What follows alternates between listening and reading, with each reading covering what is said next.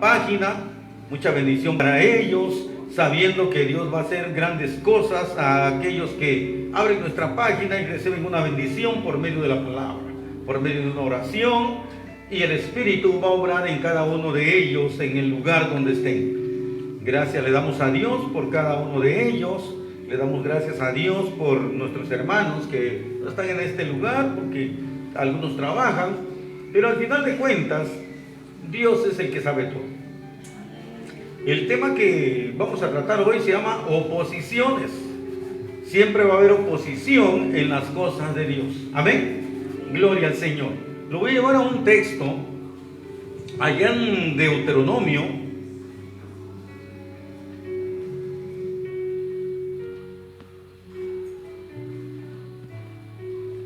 capítulo 20, verso 7.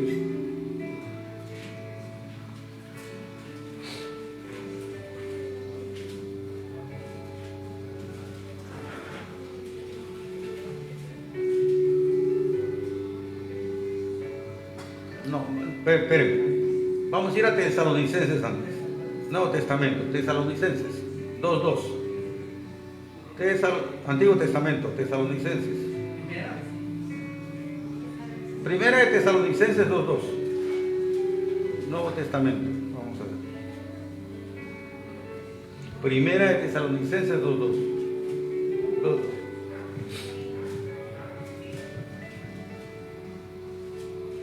Está hablando el apóstol Pablo cuando fue preso allá en la cárcel de Filipos junto con Silas, y les está hablando a los de Tesalónica, y dice de esta manera: en el nombre de Jesús, pues habiendo antes padecido y sido ultrajados en Filipos, como sabéis, tuvimos denuedo en nuestro Dios para anunciaros el evangelio de Dios en medio de gran oposición. Y en el nombre de Jesús vamos a orar. Señor Jesús, en esta hora te damos gracias por esta preciosa palabra. Bendito Dios, grande y maravilloso Dios eterno, que nuestro corazón esté expectante, bendito Dios, para recibir tu palabra y llevarla por obra, bendito Padre, y que tu Santo Espíritu, glorioso Dios, siempre coloque una palabra poderosa, un rema glorioso en cada uno de nosotros. Gracias, bendito Dios Todopoderoso. Amén, amén y amén. Gloria al Señor. Aquí el apóstol Pablo les habla a los de Tesalónica y les dice que allá en Filipos tuvieron problemas, pero a pesar de los problemas tuvo de nuevo en las palabras para anunciar el evangelio, y dice que en medio de gran oposición, había gran oposición en ese tiempo y lo seguirá viendo. Tal vez hoy no hay oposición de parte de las autoridades, tal vez no hay oposición de parte de la gente, de los vecinos, pero hay una gran oposición espiritual. Siempre va a haber oposición espiritual.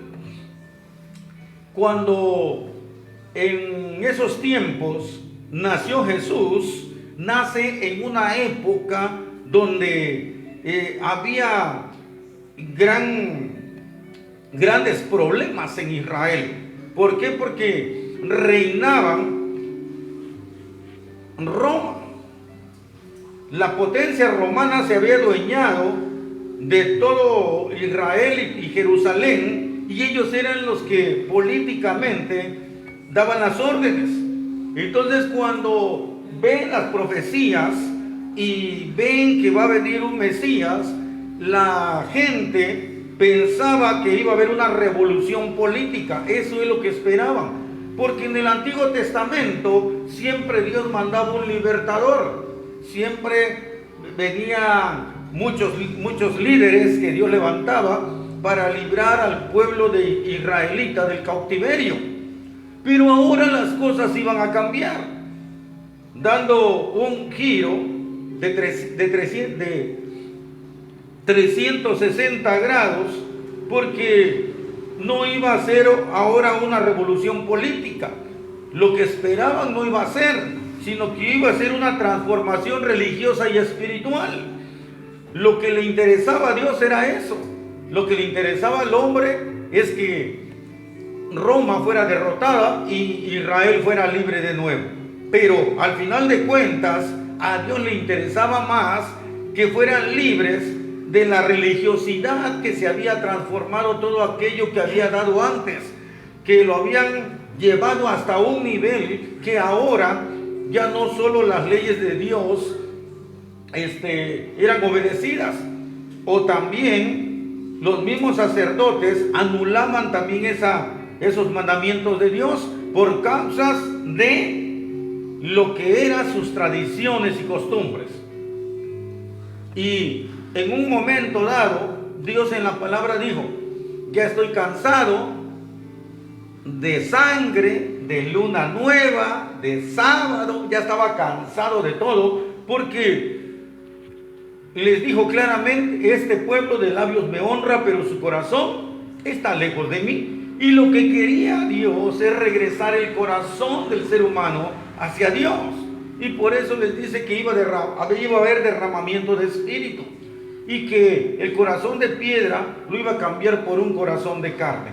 Y es ahí donde está la profecía, que ellos nunca entendieron, porque lo que querían es quitarse el yugo de lo que era Roma, porque aun cuando no eran maltratados tenían que pagar tributo, y si algún romano encontraba algún judío y lo podía mandar que cargara su bolsa o que fuera a hacer un mandado, eran criados de los romanos.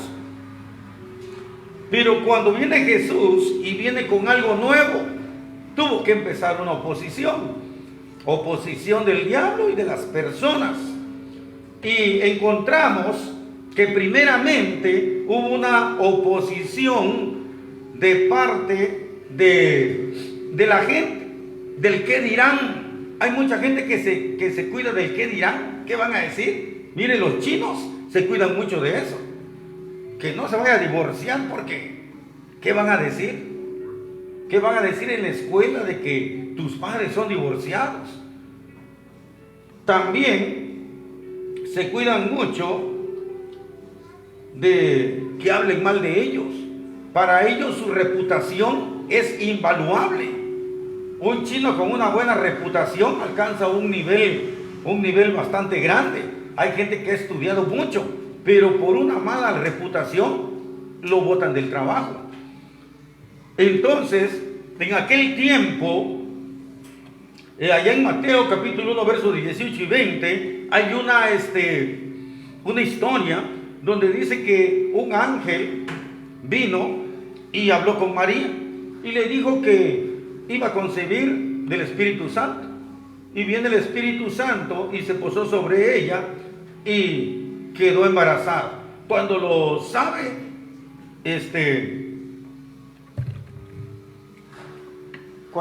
José, se enteró y ella estaba bien comprometida. Entonces, ¿qué pasa? Mi prometida está embarazada. Entonces, ¿qué voy a hacer? ¿De quién es? Aunque confiaba en ella, pero decía: bueno, ¿de quién es pues?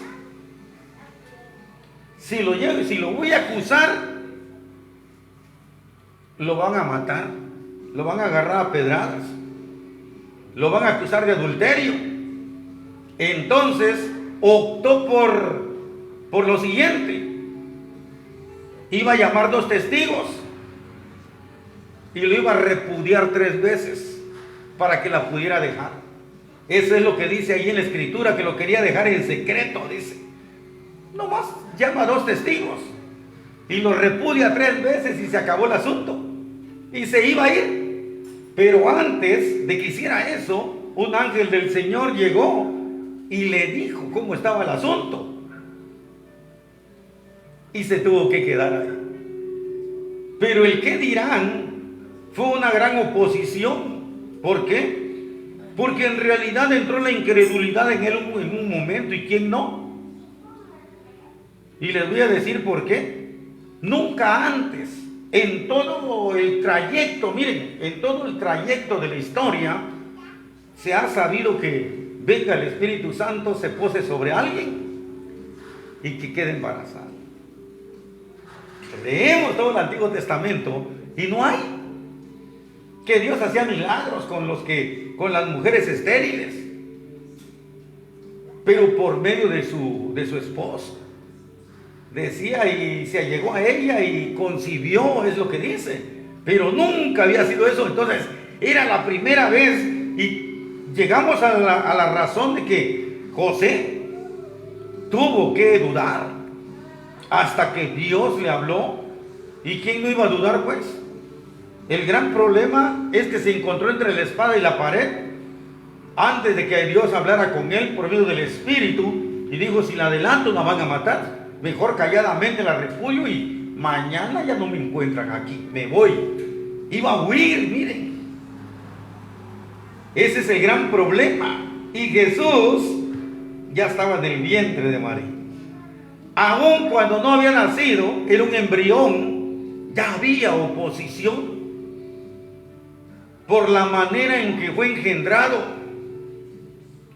Cuando nace y apenas era un niño, Herodes también quiso matarlo.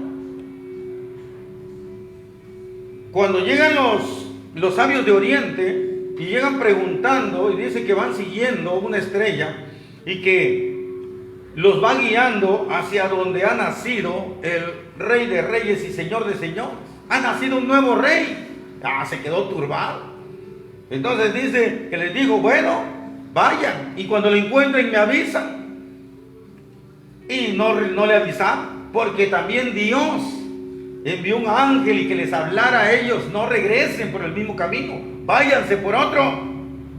Y Herodes, hubo oposición también de él. ¿Y quién era Herodes? Era Herodes un alto mandatario político. Miren, no querían que pensaba él que le iban a quitar el puesto de rey.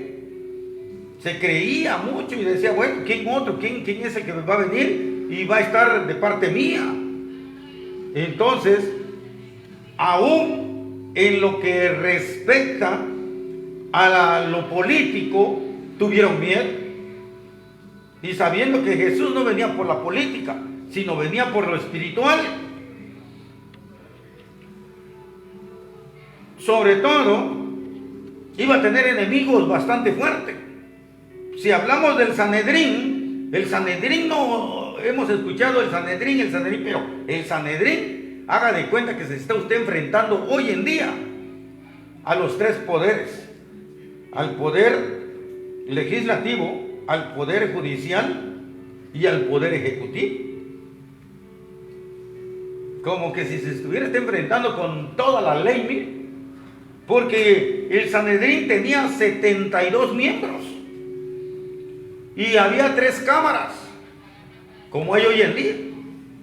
Una de ellas lo formaban los príncipes y sacerdotes, los jefes de las 24 familias sacerdotales. Esa era la primera cámara. La segunda cámara estaban los escribas y los doctores de la ley. De la primera cámara habían 24, en la segunda cámara otros 24, y los últimos 24 eran los ancianos del pueblo. Ellos formaban parte del Sanedrín. En ese tiempo, cuando Roma conquista a los israelitas, les prohibió que no podían sentenciar a muerte a nadie. Por eso ellos no pudieron crucificar a Jesús por su propia mano, sino desde cuándo lo hubieran matado. ¿Qué hacían? Procuraban acusarle, dice la Escritura, y querían acusarlo con los altos mandatarios, y que ofendió a este, y que ofendió al otro político, y que habló de Dios y nos ofendió a nosotros. ¿Y qué vas a hacer tú? Le aventaban la bolita al alto mandatario que estaba en ese momento para que él dictara sentencia, porque ellos en realidad no podían hacer nada. Podían acusarlo, tentarlo y todo lo que quisieran, pero para hacerlo caer y tener una arma de cómo acusarle. Pero esto no para ahí, porque Jesús creció, y cuando crece es bautizado y es llevado al desierto por el Espíritu, y ahí su verdadero opositor se tuvo que enfrentar a él, pues, en el desierto, en la tentación del desierto. y salió victorioso. Las oposiciones delante de Jesús para él no eran problema. Para nosotros es que lo vemos un problema las oposiciones, pero en realidad no son problemas, cuando en realidad Dios te está llevando. Porque ha habido muchas muertes, porque alguien dice, voy a ir a tal parte, y voy a hacer esto, y voy a hacer el otro. Ahora, la gente de hoy en día ya no se deja guiar por el Espíritu, se deja guiar por las intenciones de su corazón, se deja guiar por las ideas de su cabeza. Si nos dejamos guiar por el Espíritu, todo aquello que pasó anteriormente va a pasar. Pero las oposiciones no son problemas, porque no se están oponiendo en contra de nosotros, dice la Escritura. Se están oponiendo en contra de Dios. Les voy a dar un ejemplo. Saulo de Tarso, un opositor tremendo del Evangelio. Ninguno de los apóstoles le hizo frente, porque le temían. Ellos tampoco habían aprendido y empezaron a tener miedo. Más cuando matan a Esteban y él estaba ahí parado, y dice que trajeron sus ropas y lo pusieron a los pies de él. Estaba joven Saulo en ese momento. Era un joven, pero un joven con un celo tal de su religión que no le importaba ver que mataran a alguien, le daba gusto. Entonces, un día, ¿con quién se tuvo que enfrentar?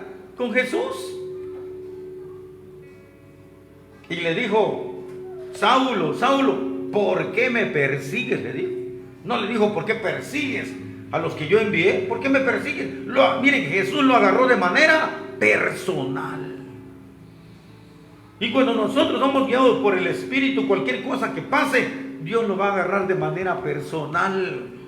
Pero cuando somos guiados por el Espíritu, hay mucha gente que ha sido muerta porque se ha metido en lugares que Dios ni siquiera lo ha mandado. Cuando Dios lo manda por medio del Espíritu, adelante. Pero cuando no lo manda, ese es un problema, porque no consultan al Espíritu Santo. Y vemos que aquí Jesús fue guiado, ¿por quién dice? Por el Espíritu. Es bonito ser guiado por el Espíritu, pero para eso hay que aprender a hablar con el Espíritu para que nos guíe, mire. Y cuando somos guiados por Él, las victorias están ahí.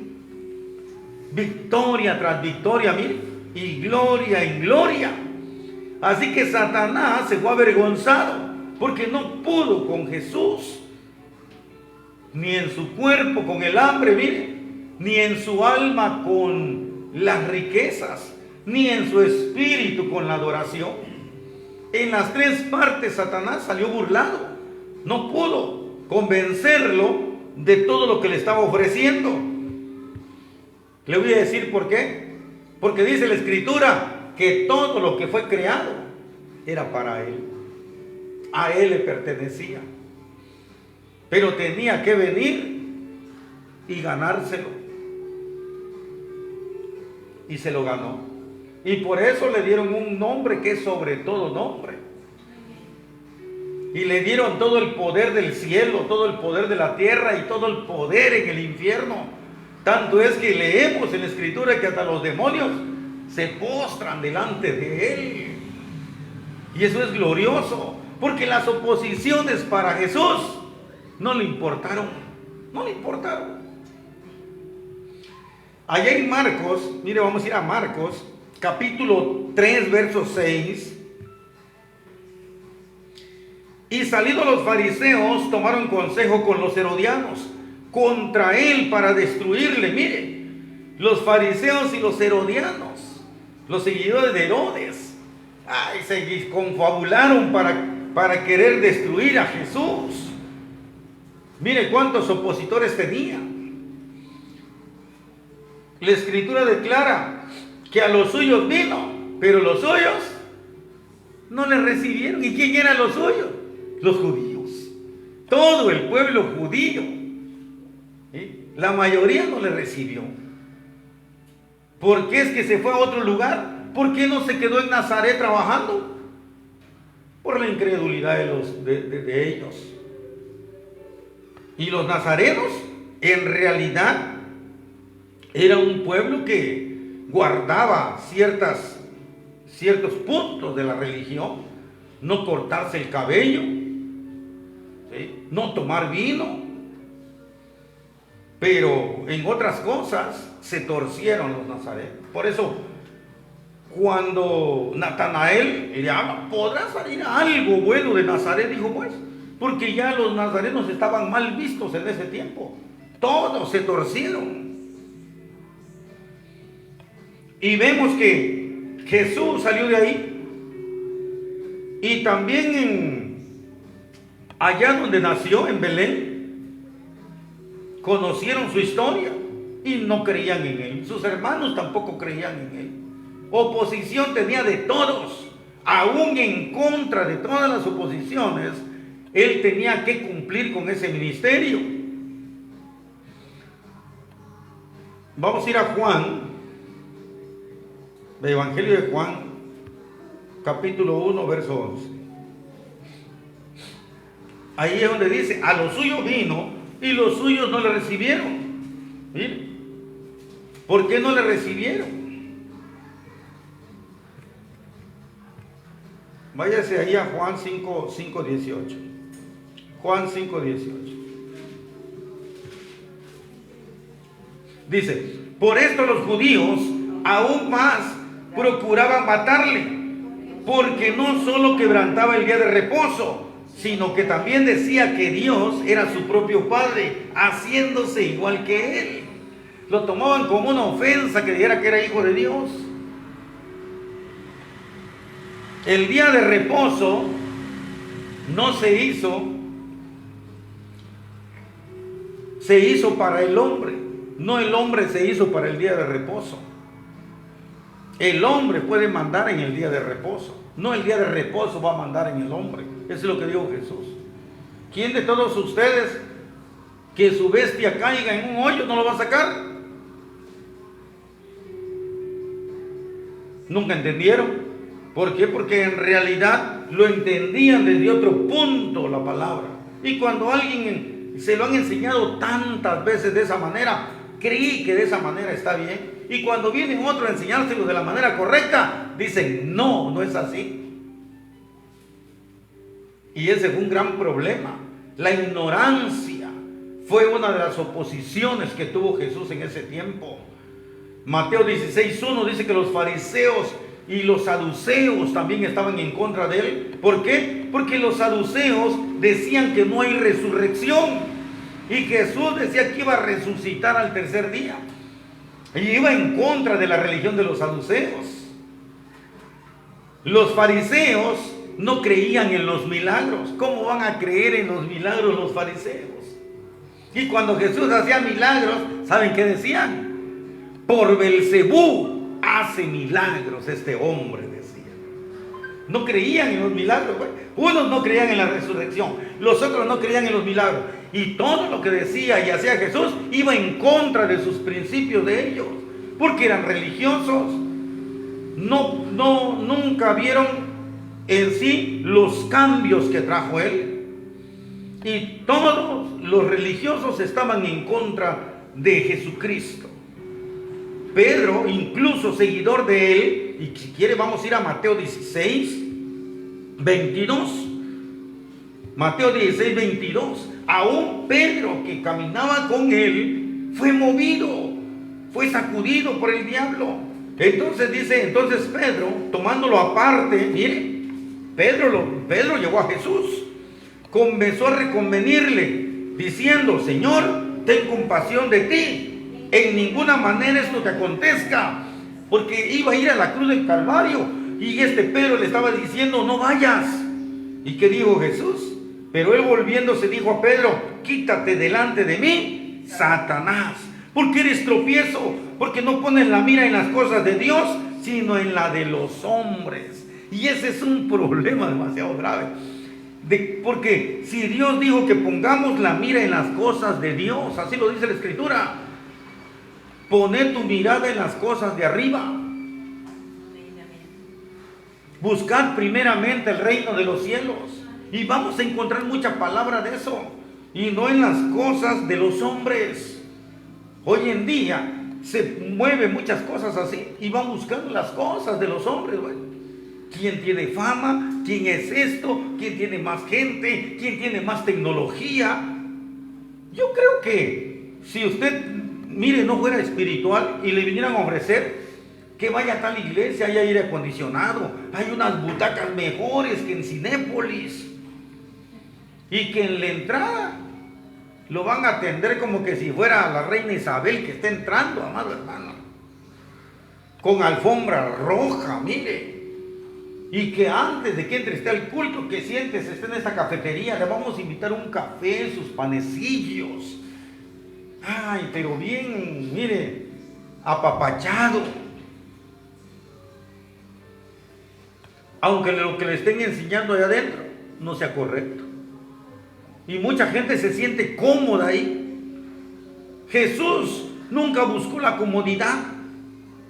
Jesús siempre predicaba, miren, a la orilla del mar, allá en el desierto, donde había un montón de polvo, se paraba en una piedra y mire, y la gente lo seguía. ¿Por qué lo seguía la gente? Porque su palabra era poderosa. Y aparte, después de predicar, aterrizaba con milagros.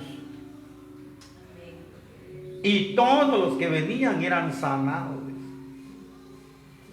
Así tiene que terminar una actividad. Después de dar una palabra poderosa, ¿cómo tiene que terminar? Con milagros. Así tiene que terminar. Lo dijo Jesús, y mayores cosas que yo van a hacer. Pero tal parece que se olvidó. No dijo, y mayores riquezas que las que yo hice, porque no hizo riquezas. Todo se lo guardaba ante Judas. Él era. Pero al final de cuentas, Judas también fue un opositor. Pero ese fue un opositor no en contra, sino a favor. Hay oposición en contra y hay oposición a favor. En ese momento Judas se sintió que iba a vender a Jesús y recibió sus monedas de plata. No sabía que estaba siendo parte del plan divino. Hay gente que con su posición es parte del plan divino. No todo lo agarre, es que te se está oponiendo. No sabe si es plan divino de Dios. Muchas veces alguien lo ha sacado de un lugar y se va a otro. Pero a veces es plan de Dios. Y él enojado por el que lo está corriendo y echa sapos y culebras. Entonces el discernimiento que hay que tener para esto. ¿Por qué? Porque la Biblia está llena de eso. Anás, el sumo sacerdote, mire, opositor en favor del plan de Dios. Pedro negando a Jesús, el plan divino de Dios, no en contra del maestro, sino a favor del mismo Pedro, porque quería Jesús que quedara bien transformado, para cuando viniera a buscarlo, lo encontrara bien arrepentido. Porque cuando le preguntan 3 veces, ¿me amas, Pedro? La última dijo, ya no me preguntes, tú lo sabes todo. Y ahora sí sabes que en verdad te amo, porque lloré amargamente toda esa noche. Solo faltó que le dijera eso. Me arrepentí de verdad. Caifás, que era yerno del primer sumo sacerdote llamado Anás, también fue parte del plan divino. Mire, todas las autoridades que se levantaron en contra como oposición fueron opositores, pero para el plan divino de Dios. Antes no, porque querían matarlo antes de tiempo, y eso era una oposición diabólica. Ahora esta oposición que hay era una oposición en favor del plan de Dios. Aún Poncio Pilato fue un opositor. ¿Sabe por qué? Porque quiso salvar a Jesús. Dijo, no encuentro culpa de él, ¿por qué quiere matarlo pues? Mejor lo voy a mandar con Herodes, porque a él le pertenece, porque él es Galileo. Y Herodes le tocaba, mire, todo lo que era Galilea le tocaba a Herodes. Él podía juzgarlo y por eso lo mandó con él. Y Herodes, ¿qué hizo? Lo despreció y lo mandó otra vez con Poncio Pilato. Y Pilato lo quiso salvar, hizo todo lo posible por salvarlo. Por eso le mandó a dar sus 39 latigazos, para poder salvarlo. Y después de que yo lo castigo y lo voy a soltar. No, dijeron todos. Lo último que ya hizo Pilato, ¿saben qué? En estas festividades se suelta uno de los presos. Aquí está Barrabás, aquí está Jesús. ¿A quién quieren? Pero como no era el plan divino de Dios que lo soltaran, pues. El plan divino de Dios era que fuera a la cruz del Calvario. Así que Pilato, en todo su pensamiento, quiso salvarlo, pero no era así, pues. Y por eso a veces cuando escucho a las personas, si es plan de Dios, así se hará, y eso es lo bueno. Si es el plan de Dios, así va a resultar. Si no es el plan de Dios, no. Porque muchas veces lo que pasa lo podemos ver mal, pero no sabemos si es el plan de Dios. Y mucha gente dice, hasta se lavó las manos Pilato y le echan tierra. Mire, no. Es que era el plan de Dios y él no podía ir en contra del plan de Dios. Incluso su esposa dice, ¿sabes qué? No quiero que tengas nada que ver con este justo, le dijo. Estuve soñando muchas cosas en la madrugada. Así que la última oposición fue la multitud y los principales sacerdotes. Todos, miren, ahí delante de Poncio Pilato gritaban que lo crucificaran. Incluso estando crucificado, un ladrón llamado Gestas también lo injuriaba. Ah, si eres el Hijo de Dios, bájate y bájame a mí. Ay, es muy bonito, ¿ah? No le dice, bájate, sálvate tú y ahí me dejas a mí. No, bájate tú y de paso llévame también a mí. Bien vivo ese. Para vivo no se estudia. Pero como no era el plan divino de Dios de que se bajara de la cruz, también ese fue un opositor contrario, porque le estaba insistiendo algo que no estaba escrito. Ya estaba escrito que iba a morir, pues. Luego de esto viene la incredulidad, lo último, lo que sigue hasta ahora. La incredulidad de aquellos que iban camino a Emaús y iban platicando cuando se les aparece y les dice qué son esas cosas que van platicando. Y le empiezan a decir, tú eres el único forastero que no sabes qué pasó, que nuestro maestro Jesús el Nazareno lo crucificaron y que al tercer día iba a resucitar, pero no ha pasado nada. Lo único que ha pasado es que vieron ángeles y no sé qué tantas cosas. Y empieza Jesús a decirles, les dice, incrédulos y tardos de corazón. Era necesario que padeciera. Y empieza a decirle todo. Ni supieron que era llegar. Partieron el pan y de repente desapareció. Y lo que dijeron fue cierto. No ardían nuestros corazones cuando nos hablaba, dice. Mire hasta dónde llega la palabra. Ardían sus corazones, dice, pero no se preguntaban por qué, hasta que partieron el pan y vieron que desaparece. Y la incredulidad sigue hasta hoy. Yo le voy a decir una cosa, y se lo voy a decir hoy, y grábelo bien en su corazón. La Escritura me declara a mí que la mano de Dios no se ha cortado. ¿Por qué Jesús no se quedó en Belén? ¿Por qué no hizo milagros ahí? ¿Por qué no hizo milagros en Nazaret? ¿Por qué no hizo muchos milagros en Jerusalén? Y lo dice la Escritura, por la incredulidad de ellos. Por la incredulidad. ¿Por qué todos sus milagros lo hizo en todo el territorio de Capernaum? Porque ahí le creían, ahí llegaban y gritaban: Maestro, dame la vista. Mujeres enfermas gritaban y querían ser sanas de alguna enfermedad. La incredulidad es como un muro que hace que no haya ya milagros. Ya empezaron a decir: ya no hay apóstoles, ya no hay profetas. Todo sigue vigente.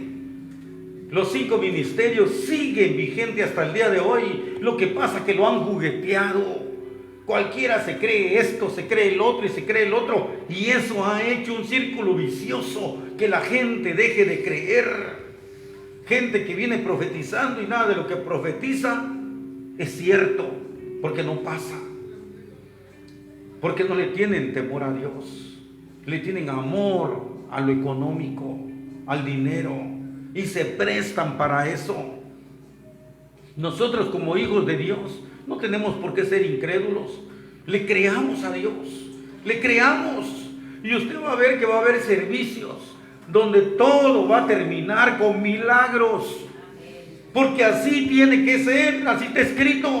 No podemos salirnos de los mandatos de Dios. Si no, arranquemos la hoja de Marcos donde dice: impondrán manos y los enfermos sanarán. ¿Para qué entonces lo dejó escrito? Pero la incredulidad del ser humano lo ha acabado todo. Algarabías, esto y el otro. Muchos acaban su servicio y empiezan con otras cosas, en vez de que empiecen a ministrar y que el Espíritu empiece a hacer lo que tiene que hacer. Ellos quieren hacer lo que ellos piensan que es bueno, y no es así. El Espíritu tiene que hacer su trabajo. El Espíritu, si pudiéramos entrevistarlo, están haciendo lo que quieren. A mí ni me toman en cuenta. Pero para eso vino el Espíritu. ¿Para qué vino el Espíritu? Vino como lenguas de fuego. ¿Qué es lo que hizo primero? Transformarlos. Y empezaron a hablar en lenguas extranjeras, la mayoría de ellos. Y después, ¿qué hizo? Después de eso, de haber tomado a muchos y que se convirtieron 3,000, después, ¿qué hizo el Espíritu? Ahí va Pedro y Juan, camino a la Hermosa, y levantan a ese cojo que estaba ahí en la entrada. Y empezaron a resurgir, mire, los milagros y milagros y milagros. Esteban, lleno del Espíritu, órale, hacía tantas maravillas. Dios no ha cambiado. Es la misma iglesia del libro de los Hechos que viene descendiéndose y que en un momento se perdió. Lo tomaron los romanos y lo hicieron pedazos. Lo calmaron todo. Incluso hoy hay escuelas para exorcizar a los endemoniados. Ellos estudian para exorcizar. ¿Y qué dijeron los discípulos? ¿En qué escuela fueron los discípulos de Jesús? Cuando regresaron y dicen: los demonios huían, dice. ¿Por qué huían los demonios? ¿En dónde fueron a estudiar exorcismo? Pues en ninguna parte. Pero todo está en esa pequeña palabra: creamos. Y así se lo dijeron a Marta: no te he dicho que si crees verás la gloria de Dios. Esa es la gloria de Dios, amado hermano. La gloria de Dios es que su Espíritu trabaje, su Espíritu transforme, su Espíritu sane, su Espíritu haga toda la obra. Para eso vino, porque sabía Jesús que solitos no iban a poder hacer nada, pero con el Espíritu empezaron a hacer muchas cosas. Así que todo depende del Espíritu, mire. Todo depende, no depende de mí, no depende de ustedes, ni de ninguna gente, ni de algún apóstol que venga, no depende de ellos. Depende del Santo Espíritu de Dios. Amén. Amén. Gloria al Señor. Póngase de pie.